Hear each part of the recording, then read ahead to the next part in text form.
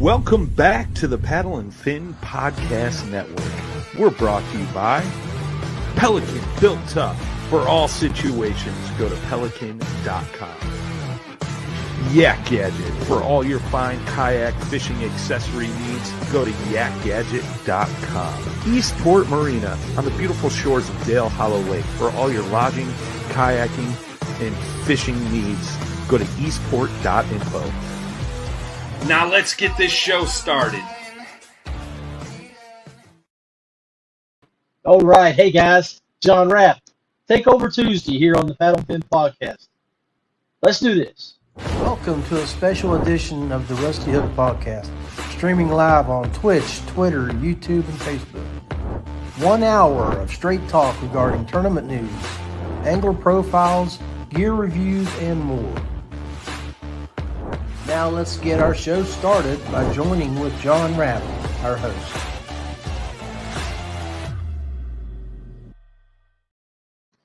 Hey guys, welcome to the Rusty Hook Kayak Fishing Podcast, streaming here on the Paddle and Fin Podcast Network, Rusty Hook page, Twitter, YouTube, and Twitch.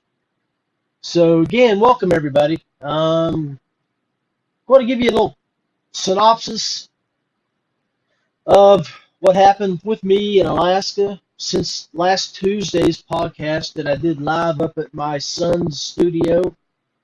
Had a great time hanging out with Bill and Nikki. I'm still trying to get adjusted back to the East Coast, the Eastern time zone after being up there. Sleep patterns all messed up, but I actually had a really, really good time hanging out with my son and his wife and seeing what kind of life they've made with themselves up there. Got to spend a lot of time on the Kayak River Basin area there in the Anchorage area. It's absolutely a must-see for folks who haven't had the opportunity to go to Alaska yet.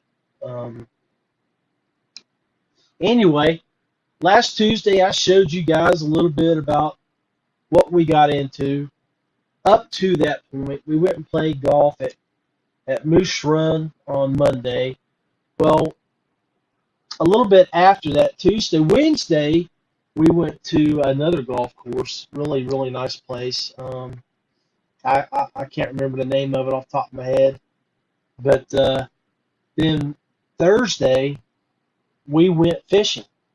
And it's the first time I ever have used a fly rod, and it'll be something that I'll never forget because, and for the E6, I don't know the term for the Air Force, I think it's tax sergeant, whose pole that I used, he'll never forget because I broke it. I tell you, fly fishing is an art, and it's something that I believe I'm going to introduce into my techniques here starting this end of this year, next year. But I'm going to share with you the video of our trip to Ship Creek. Now, Ship Creek is almost right downtown in the heart of Alaska, of Anchorage. Its name is why it's a creek, the mouth of the little harbor area of the Nick Creek Arm, or Nick River Arm. And I know I'm saying it wrong. I think the locals call it the Kanik. It's the arm of the bay where the river is, huge river, and the Ship Creek runs into that arm, and there's a container area right there where they've got ships docking. But you'll see it in the video. We had a really good time, and then after the video, I'll explain a little bit more what we did.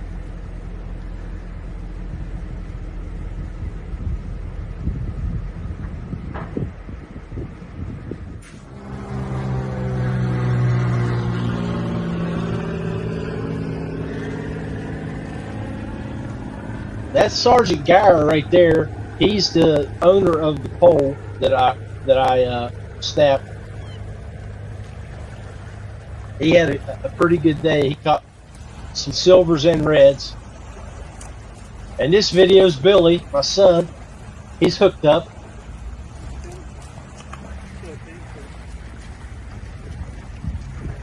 Now I want you to remember in this video what you're looking at. Those are mud banks from the low tide that you have to crawl down to get into. I want to talk to you about that. That was Billy's first fish with the fly rod. Trying to get fish guts on you.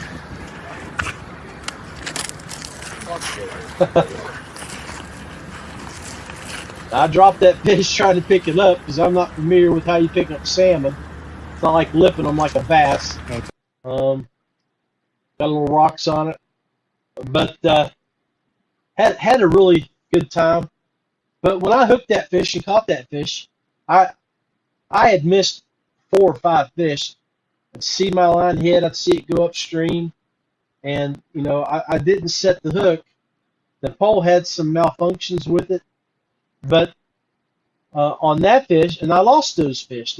When I would try to put tension on the line, the line would go upstream, and I would tighten it up, put tension on it.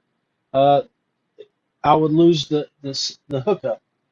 So with that fish there, when I felt it on, my bass fishing instinct took over, and I snapped that rod up, got it up high. When I snapped it up, snapped right above my hands, right below the first eyelet. So I was able to just grab the whole pole and walk it in and get it into the bank. Felt really bad about that. So made a trip to Cabela's right after we wrapped up there, and bought 2 fishing setups, one for my son so he would have one, and one to replace the broken rod that I snapped there. But I want you to go back. I'm going to show the video again. I want you to pay attention to not the river but the banks, because I'm going to talk about that and some things that happened there that sort of are frightening.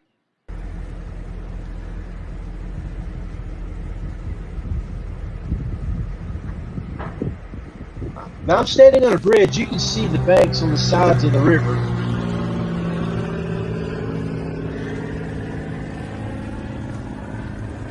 I'm going to let it play a little bit more here. I want you to see it again.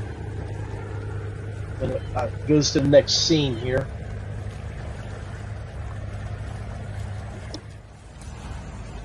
You can see the banks. It's steep on where the current is, and then right through here in front, behind Billy, is the slope that goes up to the banks up there. So that stuff is extremely dangerous. And the reason it is because you have to have a stake pole to walk when you walk through it, to sort of help spread your weight out and balance yourself, because it's very, very, very slick. It's like a clay / mud. And I'm a big boy. And, you know, I was sinking in below my ankles, watching Billy and Geyer and Probst, another airman that Billy works with that was there. those guys, they're pros at that, and even they were wary of going in and out of there because that type of material has been responsible for many anglers' deaths because you can get stuck in it up to, if you get in it too far, you can get stuck to where you can't get out without some assistance other than human power. And here recently, not too far in the past, there was a angler that got stuck in there, and before they could get them out, the tide came back in and they drowned. The way I understood it, that they may have even had the hypothermia set in too, where they got, the water was coming in, they were getting cold, and then they tried to tube them, and you give them a tube while they continued to try to work to get them out, but it failed. And they died. So you can research. There's several fatalities for people fishing along the rivers there where they get stuck in the mud. That's hardcore. I mean, but it was a great trip. Caught my first salmon. Got that checked off the box. It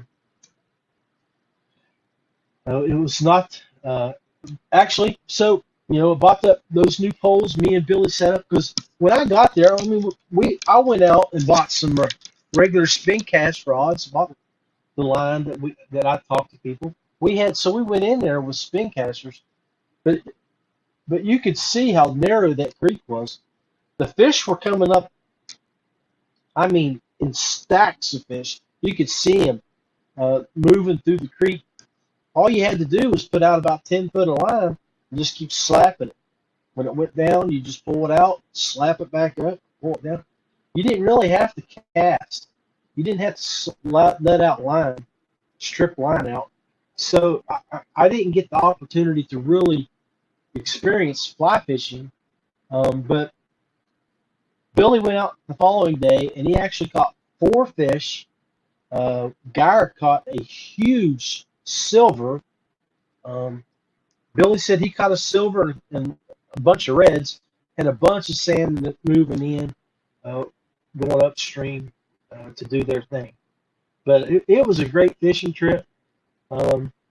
Wednesday, before the fishing trip, like I told you, we went out with another one of his friends, who I have to say, Keelan, I think was his name. I apologize if I butchered it. Great young man. He was the supplier for my muskox burgers and my reindeer sausage that I got to eat, that we cooked up at Bill's house. Man, great food, and that's something that I want to hit on too. And if you guys looked at my post as I departed Alaska and was coming home, I talked about the great foods that we ate. I posted pretty much everywhere we went. I had some good Mexican, Chinese, Italian.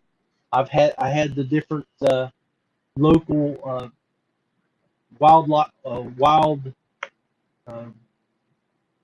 meats, and ate some of Billy's home cooked food. Really proud of my kids and his wife. They really do well for being a young couple at 26 and 24, newly married. Got a nice house in a nice neighborhood. Very proud of them. And as a parent, many of you all out there may have kids, and you're watching them start their families, and it's something to really be proud of. And the thing is that this is the first time I've seen them in 3.5 years since they got married. They got married up there, so they haven't been back since they got married.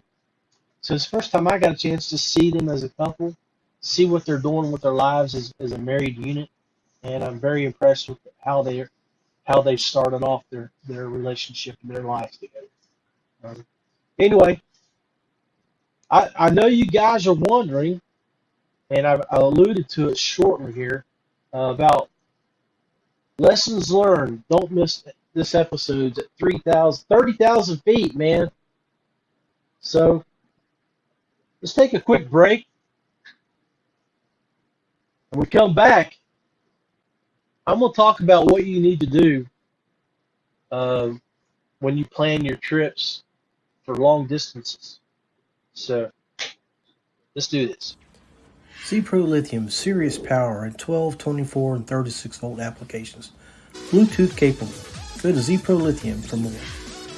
DuBro Fishing, American-made marine applications and locally manufactured soft plastics. Visit DuBroFishing.com. Feelfree Kayaks, paddle, pedal, or power. There's something for everyone. Check out feelfreeus.com. YakGadget, American-made kayak fishing accessories and gear. Go to YakGadget.com for your rigging needs. Ace Adventure Resort, West Virginia's #1 destination for hiking, biking, ziplining, whitewater rafting, and more. Check out aceraft.com. Westbrook Supply Co, Georgia's premium supplier for all your kayak rigging supplies and fishing equipment.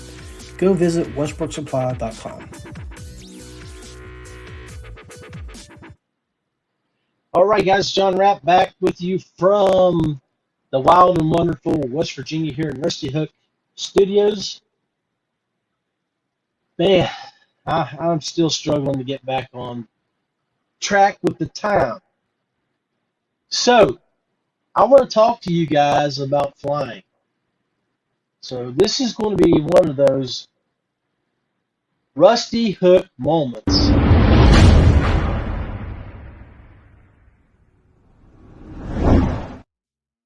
Now,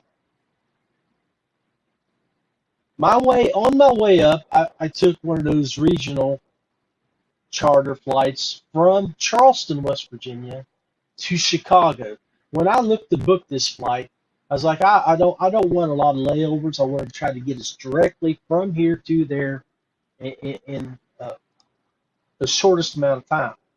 So I was fortunate that I could fly into Chicago, and then from Chicago directly to Anchorage.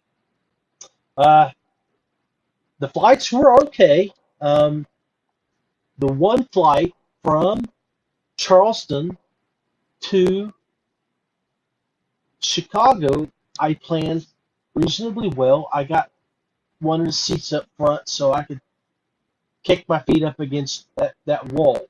So I had a little bit more leg room than usual. I'm not a tall man. I'm 5'10", but I'm a little bit bigger boy at 260. So that was a reasonably well planned there. What I didn't look at when I purchased my ticket was my flight from Chicago to Anchorage. It's a 6-hour and 15-minute flight, but I was on the plane 8 hours because when we were on the tarmac at Chicago, I had about an hour delay. We sat there because of some storms. They were rerouting our flight path. So I guess it took them a few minutes to get on the towers and get all the radar set up and reprogram the computers to where the flight was in tune with all of the navigation stuff from Chicago to Anchorage. So finally, when we took off, and I'm sitting there, I am in a B seat. Guys, gals, if you're going to travel more than an hour and a half, 2 hours in the air, and you're a bigger person, you do not want a B or E seat.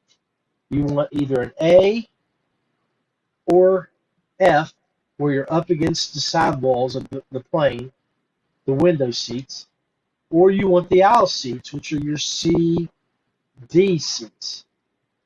That way you can at least stretch your feet out in the aisle when no one's moving about when the plane's up in the air and the seatbelt people moving to the restrooms and stuff like that. So, and then it didn't help that I had the dude that had the aisle seat. Of course, he planned his seat. He's a big dude. He had to be 6'6", and he had shoulders just daggone wide. So he was over into my section of the of my part of my seating area, and then the lady that had the window seat, she had her cat with her in a cat carrier. I did not have great seats. So, 8 hours, I'm stuck like this. My knees are shoved up because, I'm right up against the guy in front of me. It was not a good trip. Now, seating wise, otherwise, it was okay. We were in a newer plane. It had the iPad system set up in front of me where I could watch movies and watch the flight status. I even put up a video earlier in the week where it showed the flight patterns and stuff like that. So I got to watch a couple movies. It was okay there. The air system in the middle of the plane, when you got air blowing down on you, it was non-existent. So I'm sitting there, I'm roasting. Because I'm cramped together, I'm roasting. A little bit miserable by the time I got to Anchorage, but it is what it is. Had a great trip, spent time with the kids, like I've already mentioned. Now let's talk about, we've talked about all the restaurants that I ate at.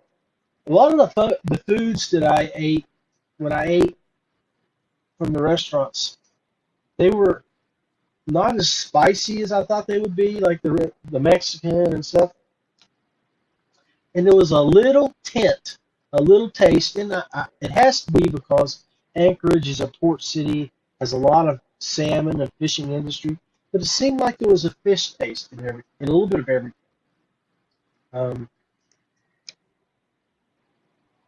I even had at the one restaurant, I had some cod for dinner.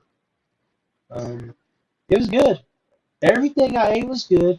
It's just, you know how it is when you go out and eat. There's always a little things that you can do that make it a little better.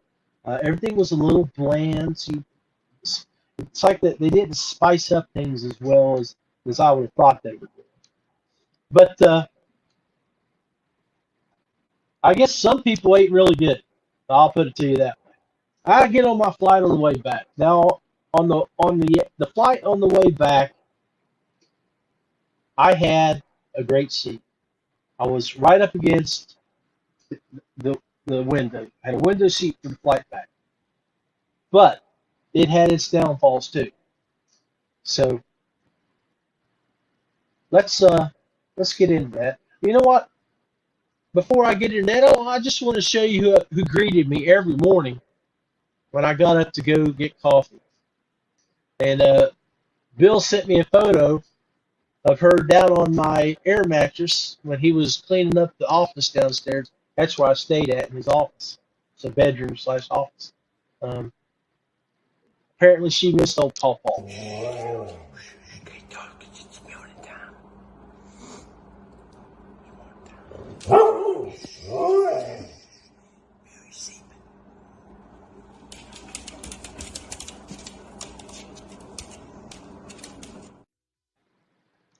So that's old Moose. That's Bill's dog, and she's a sweetie. She is that type of dog. I don't know what it is, but it's very, very loving, very talkative, expressive with the different sounds and growls and howls. We'd be sitting there on the couch watching TV, and it would come up and it would lick my arm and look at me, and lick my arm a little bit more, and look at me, and then it would just take its paws, and just flop them across you and say, "Hey, buddy, I'm talking to you. I'm looking at you. Pet me. Give me some attention." So she's a cutie, I tell you. They got a couple cats, really sweet. But anyway, yeah, I lost my train of thought there. So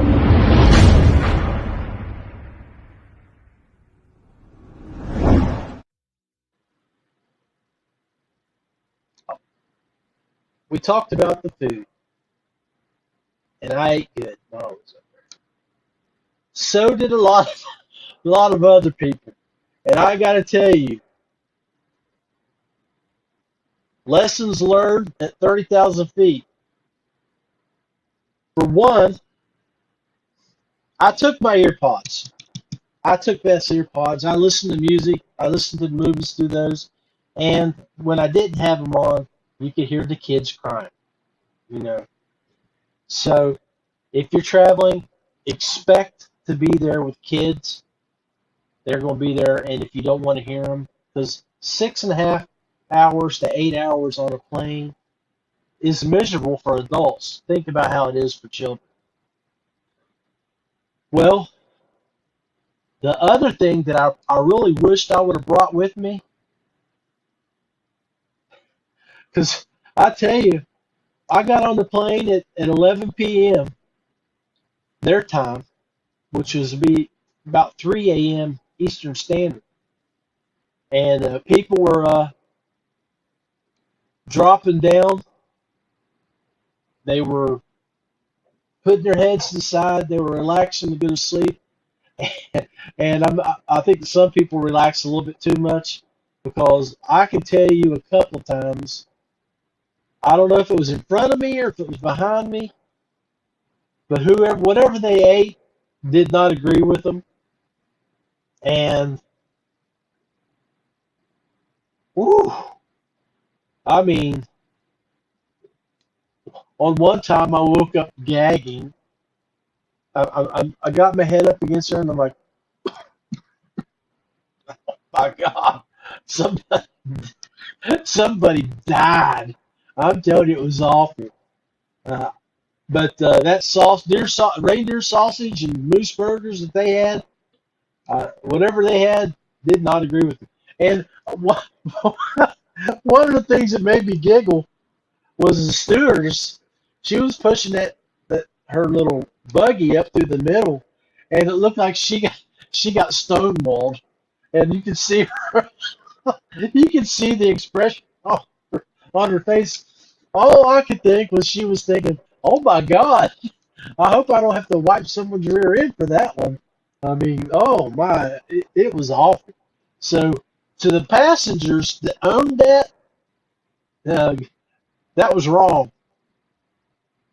So that's the lesson that I learned flying at 30,000 feet is don't forget your Vicks Vapor Rub if you got a long flight, because people just don't, they have no couth.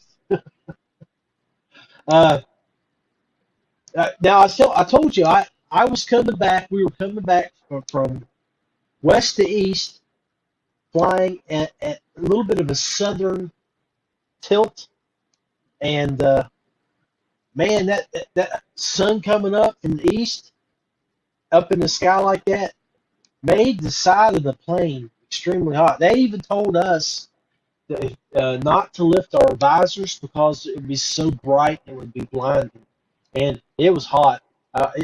Actually, I felt the difference while I was sleeping up against the window as the sun come up. So that's something that surprised me about that there. Anyway, again, I'm going to take a quick break, and then we'll come back for the last 15 minutes of the show, and I'm just going to talk a little bit about wrap-up for July, and we'll go from there. Welcome back to the Paddle and Fin Podcast Network. We're brought to you by Pelican, built tough. ZPRO Lithium, serious power in 12, 24, and 36 volt applications. Bluetooth capable. Go to ZPRO Lithium for more. DuBro Fishing, American-made marine applications and locally manufactured soft plastics. Visit DuBroFishing.com. Feelfree Kayaks, paddle, pedal, or power. There's something for everyone. Check out feelfreeus.com. YakGadget, American-made kayak fishing accessories and gear. Go to YakGadget.com for your rigging needs. Ace Adventure Resort, West Virginia's #1 destination for hiking, biking, ziplining, whitewater rafting, and more. Check out aceraft.com. Westbrook Supply Co, Georgia's premium supplier for all your kayak rigging supplies and fishing equipment. Go visit westbrooksupply.com. Okay, guys, hey. So yeah, please take a look at all those fine friends and followers there from those folks that support me and support my show. I'm pro staff, or they're part of the Rusty Hook family. Westbrook Supply, Feelfree Kayaks, YakGadget, ZPRO, DuBro. Outstanding folks. Don't forget about Payne Outdoors. Chris Payne's a great supporter, a great friend of the show.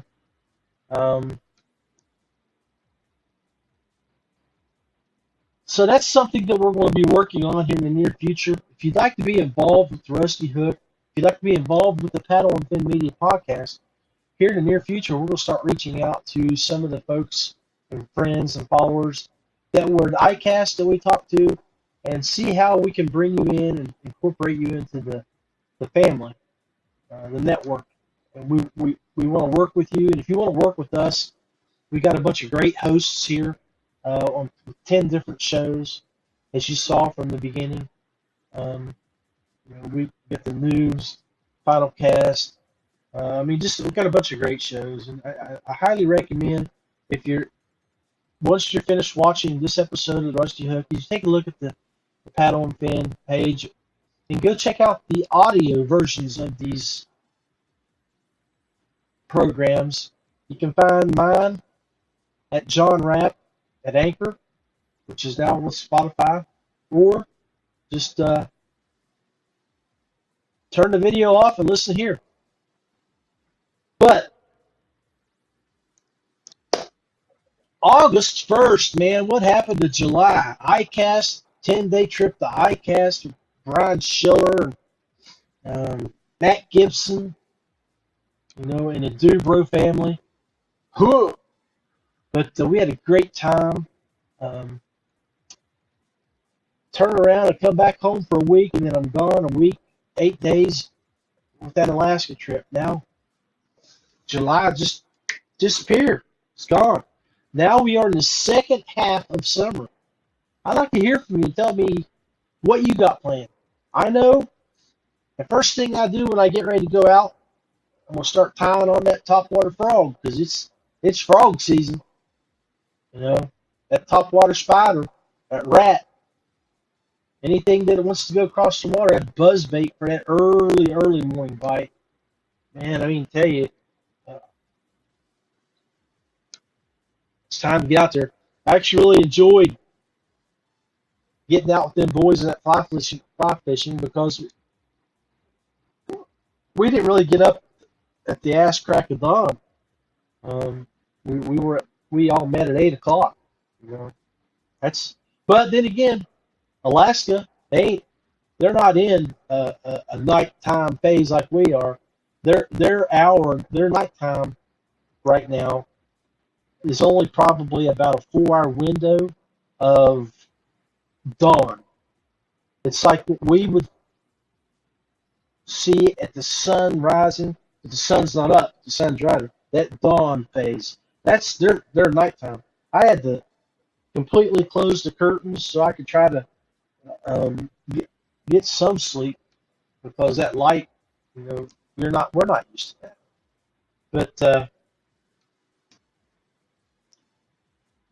want to shout out to AJ McCorder and Hobie BOS for coming down here while I was gone. They just wrapped up their New River event down at in Beckley, where they hosted in Beaver area.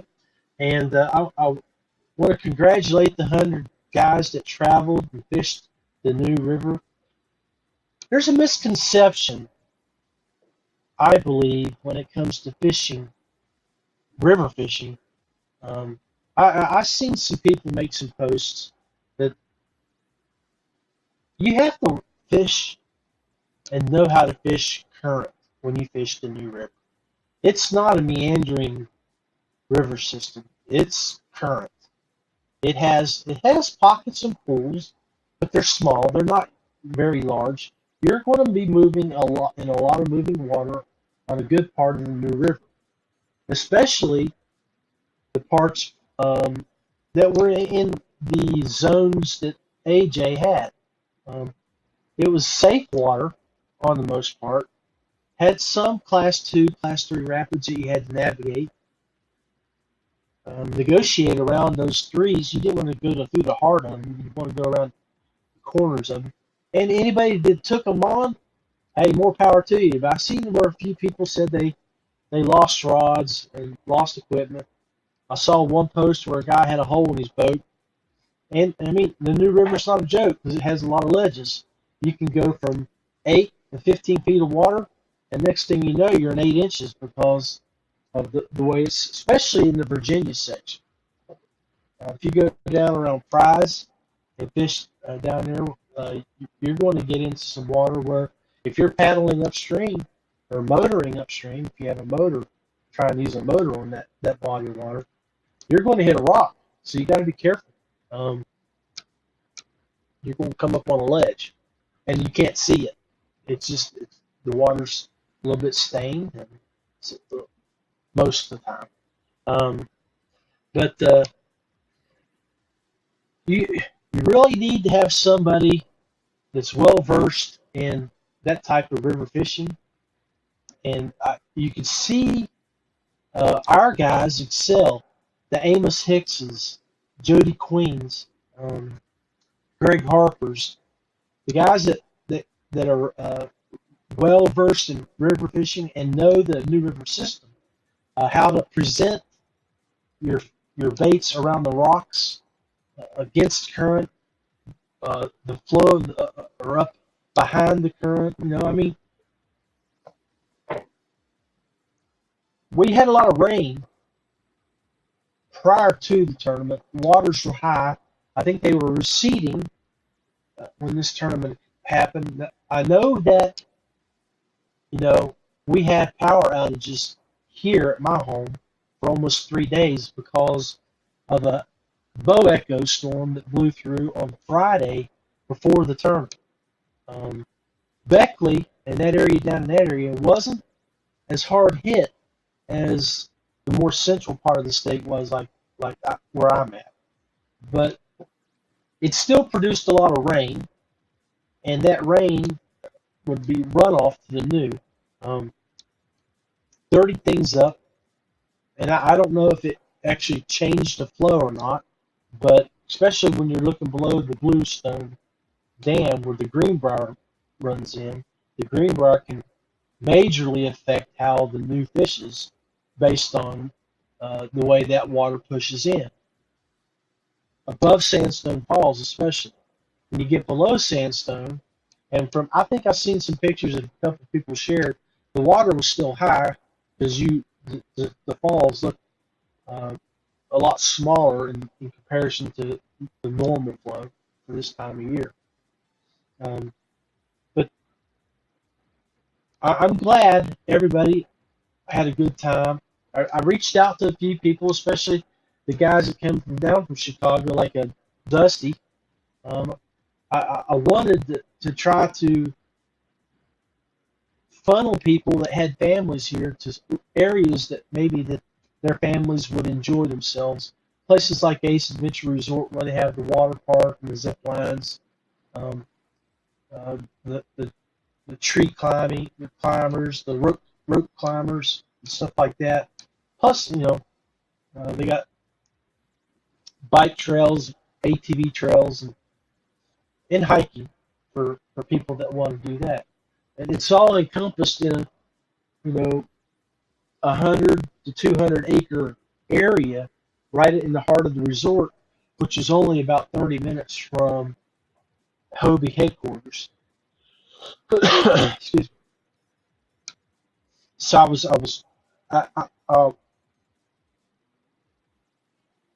I feel bad that I wasn't here to help AJ and give him, he's he is familiar with the area, but I would have liked to have been able to provide him and his people more information. I know Jody Queen did an awesome job breaking down the river from section to section, giving all the anglers ideas of what to expect and how to run the river in a safe manner. The New River, the Indians called it the River of Death, and it's because of the current. It's very, very deceptive. and you can get out in 2 or 3 feet of water, get flipped, get your feet lodged under a rock, and then it take you down, and you're not coming back up, even with maybe a PFD on.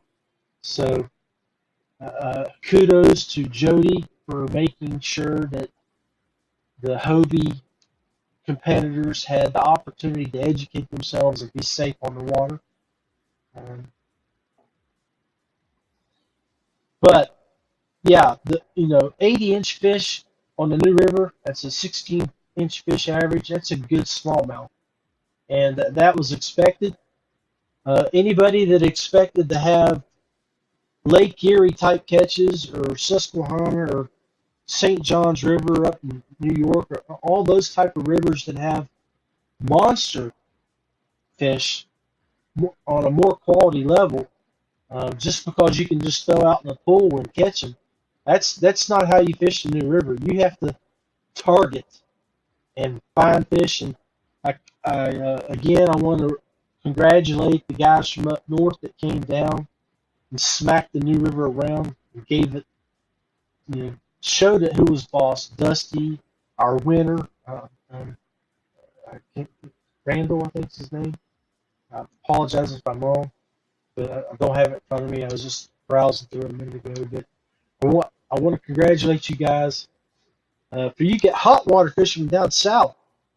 I hope it's a little humbling of experience for you, and that you'll look at the New River with a new appreciation and come back up and study her a little bit more.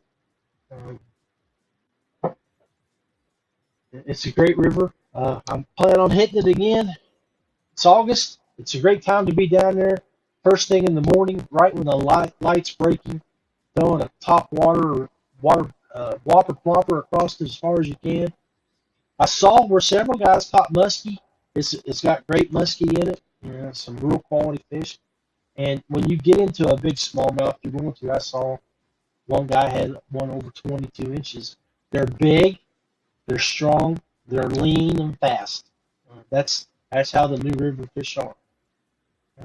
But again, this conversation here about the New River and the Hobie event is all because I just want to tell AJ, we appreciate you coming to West Virginia, bringing the Hobie, showcasing our river, our area, and giving the opportunity for guys to come from south and from north and all locations in between to come to West Virginia and see what our fishing is all about. If any of you would ever want to make a trip, or you do make a trip down to fish the New River, and you have questions, or you're looking for places to stay, you're bringing your family, for the love of God, reach out to me and let me guide you. Let me put you in places. Let me tell you some great places to go eat. I don't want you to spend your money and not be satisfied with the outcome of it. I know the one fella that I reached out to, he wasn't real happy with his accommodations, and I don't know where he stayed. I didn't ask, but a lot of Airbnbs where I live at because of the lake, and we could put you. And now that Fayetteville has become a national park system, the newest national park, the New River, there's a lot of people building and renting and providing Airbnbs. So, and I know several people down on the New River in Hinton that have cabins and Airbnbs. I think Drew Gregory stayed at one of them years ago when he was doing his show, and he showcased a little bit of it on Drew. I can't remember the name of the show, Wild Side or something like that. But he stayed at one of the cabins down there. That's really, really nice. But anyway, I believe I've taken up enough of your time. Remember, when you're flying, don't forget your Vicks Vapor Rub if you're flying for a long trip overnight, because I'm going to tell you, you will get gassed out. That is the lesson I learned, and I'm passing it to you because I'm trying to help you not have the experiences that I had. Anyway, y'all have a great day. I don't have my trailer set up yet, so I just want to wish y'all the best. Show you moose one last time, and then heading out.